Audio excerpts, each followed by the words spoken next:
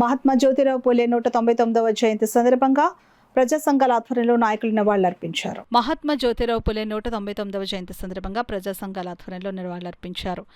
కాకినాడ పాత బస్టాండ్ కోడలిలో గల పూలే విగ్రహం వద్ద పలివెల వీరబాబు అధ్యక్షతన జరిగిన కార్యక్రమంలో ముందుగా పెన్షనర్ల సంఘం రాష్ట్ర ప్రధాన కార్యదర్శి కె సత్యరాజు, ఐలు నాయకురాలు కె నాగజ్యోతి, స్థానిక నేత మల్లాడి నూకేశ్వరములు పూలే విగ్రహానికి పూలమాలలు వేసి జోహార్లర్పించారు.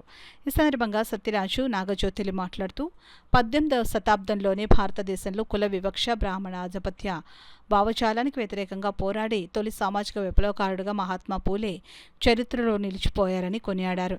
చదువు యొక్క ప్రాధాన్యతను గుర్తించి తన భార్య సావిత్రిబాయికి చదువు చెప్పి అణగారిన వర్గాల్లో అక్షరదీపం వెలిగించిన జ్యోతిరావు నిజమైన మహాత్ముడని పేర్కొన్నారు.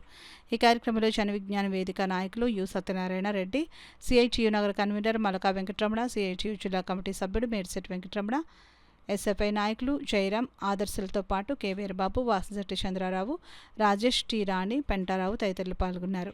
ఆయన అప్పట్లోనే మహిళలు బయటికి రాకూడదు, అసలు ముఖం కూడా చూపించకూడదు అనే సమయంలో తన భార్యను ప్రోత్సహించి చదివించడమే కాకుండా ఇతర మహిళలు కూడా చదివించాలని ఆయన ఆ రోజు ప్రోత్సహించి ఉండకపోతే ఈ రోజు మహిళలకు శిక్ష అనేది లేకుండా ఉండేది. అలాగే సామాజికంగా వెనుకబడిన బీసీ కానివ్వండి, ఎస్సీ కులాలు వాళ్ళ గురించి కూడా వాళ్ళు చాలా పోరాడి మనము ఈరోజు రిజర్వేషన్లు పొందుతున్నామంటే డాక్టర్ బిఆర్ అంబేద్కర్కి కూడా ఆయనే గురువుగా ఉండి అలాంటి వాళ్ళ గురించి మనం ఇక్కడ ఉండే యువత కూడా తెలుసుకోవాలి. అలాగే ప్రతి కార్యక్రమాల్లో కూడా ఇక్కడ ఉండే యువత చెడు వ్యసనాలకి లోనవ్వకుండా ఇలాంటి వాళ్ళ గురించి తెలుసుకొని 10 మందికి చెప్పాలని చెప్పేసి కోరుకుంటున్నాం. తయారు చేసి మాలి అంటే మాల, అది రాజులకు ఇచ్చేవారు.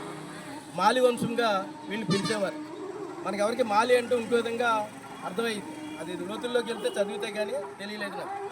అట్లాగే అనేక మంది ఈ రోజుని విద్య చదువుకుంటున్నారు.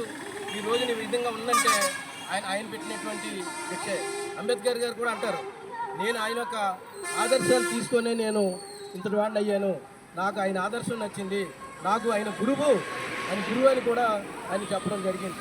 అంతేకాదు ఇంకా సత్యరాజు గారు చెప్పినట్టు తన భార్యను ఒక విద్యావంతురాలుగా తయారు చేసి అనేక ఇబ్బందులు వచ్చిన మొట్టమొదటి బాలికల పాఠశాల కూడా వాళ్ళు తీసుకురావడం జరిగింది.